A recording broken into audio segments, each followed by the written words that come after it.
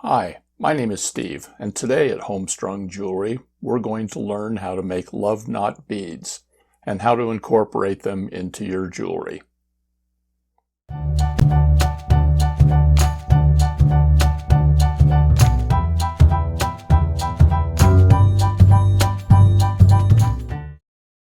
To make love knots, all you're going to need is 18 gauge wire. You're going to need some sort of a cutter. I prefer to use a flush cutter. And then you're going to need a 3/16 inch or a 5mm mandrel. This particular mandrel is just a knitting needle. In addition to that, you may want to use a pair of chain nose pliers. This is completely optional. To begin with, we're going to take the wire and then we're going to take some steel wool and we're going to clean off the wire.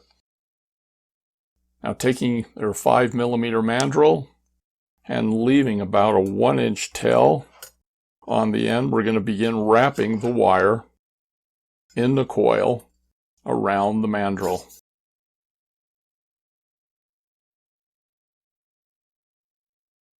Going to keep the coils tight together.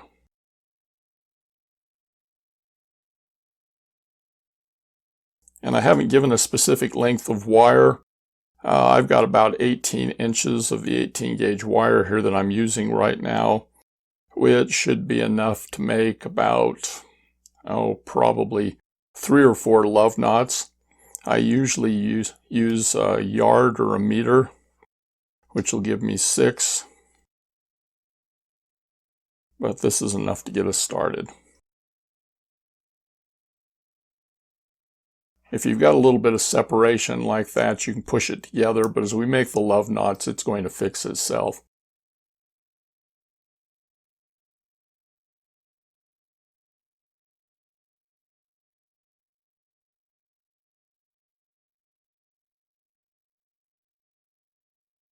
And I will take the ends and I'll wrap them in so I have as little waste as possible. Now we're going to remove the mandrel and we're going to take our cutters. Now because I'm using a flush cutter, there's a flush side and there's the non-flush side, and I like to have a clean cut. It isn't absolutely necessary, but I think it works a little better. And I'm just going to put a little bit of separation on this first loop of the coil, and then taking my flush cutters with the flush side facing the main coil, I'm just going to make a cut and remove a little bit of wire, and there's the end of the cut.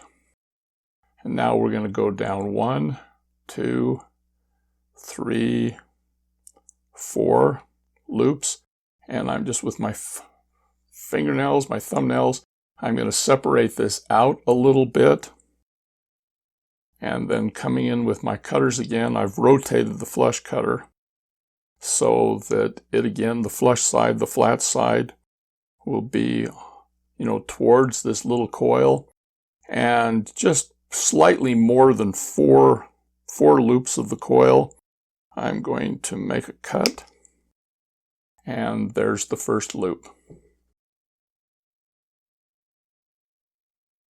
I just push the wire back in place,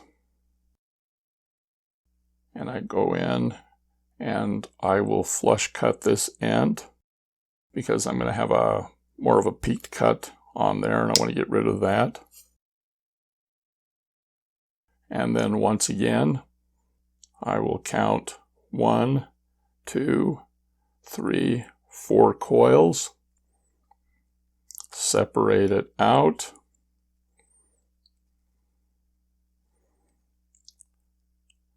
and as you're doing this, you might want to take a thumbnail or a fingernail and separate it out a little bit to make sure that you're only cutting one wire.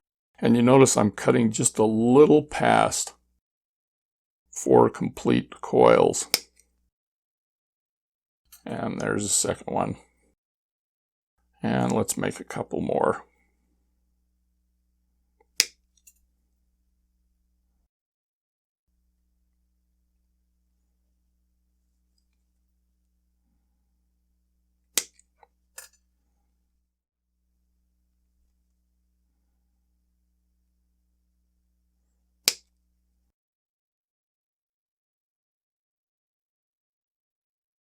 Now if you've got a little extra here at the end, what I'll sometimes do is I will flush cut the wire and I'll flip my pliers over and I will make a couple of jump rings where I'll come in and just at the one loop mark,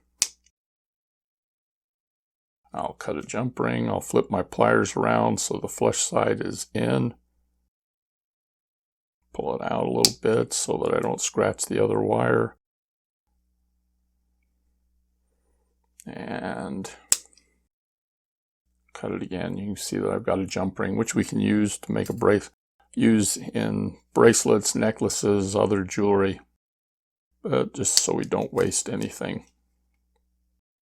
So we've got 5 coils here, and we've got some jump rings. And now we're going to turn 2 of the coils into a love knot. Now I said that you can use other metals, and for this example here, I'm going to use 2 different colors so it might be a little easier for you to see. So I've got a German silver and nickel silver over here, and I have a copper coil.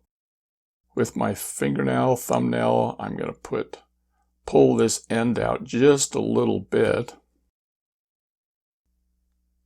and I'm going to insert it into the center of this other coil, and then I'm just going to screw it in.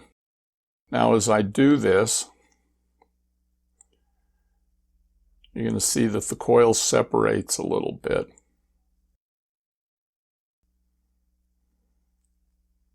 And if it separates a little too much where it can't fit in there, you can always just push the end in a little bit. But we're just going to screw that in here. Here's the end coming up again. I'm going to push it in a tiny bit. And here's where you can use your chain nose pliers if you want. You can just grab the end and use it to help slide this in.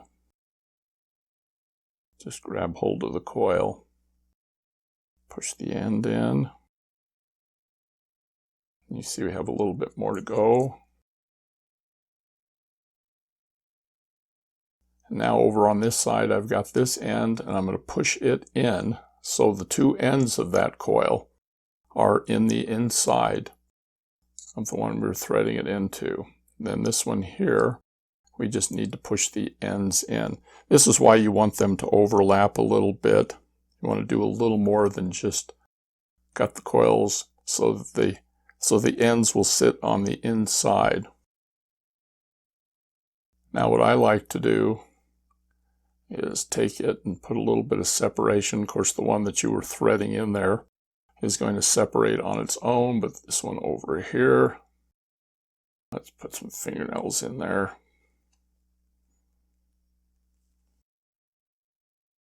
And we're just going to pull it out just because I think it looks a little nicer if you fan it out a tiny bit.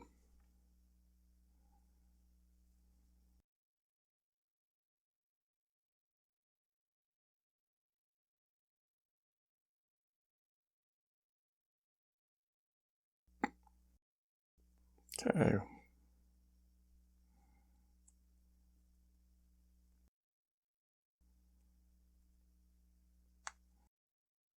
Now if the ends come out, if they pop out, you just slide them back in. And there we have your first love knot. Now that we've got our love knot, let's make something with it. I've got a simple head pin and a 3mm bead.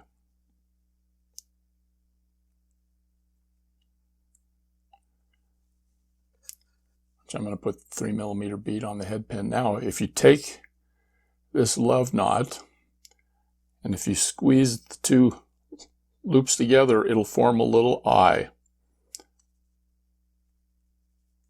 that you can then insert the head pin through and then pull it down tight. Let's put another 3mm bead on the other end. And then we're going to make a wrapped loop.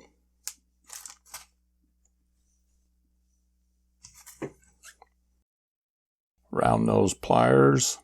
And if you don't know how to make a wrapped loop, I'll have a link down below and up here at the top of the frame. So we just fold it over.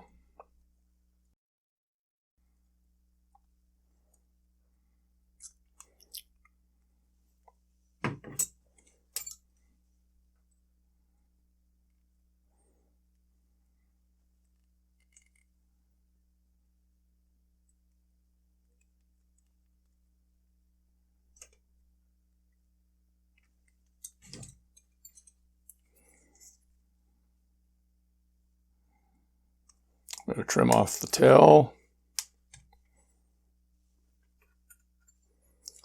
And then if we have an ear wire, we'll open up the loop, slip the wrapped loop, and close the loop. And we have a love knot earring.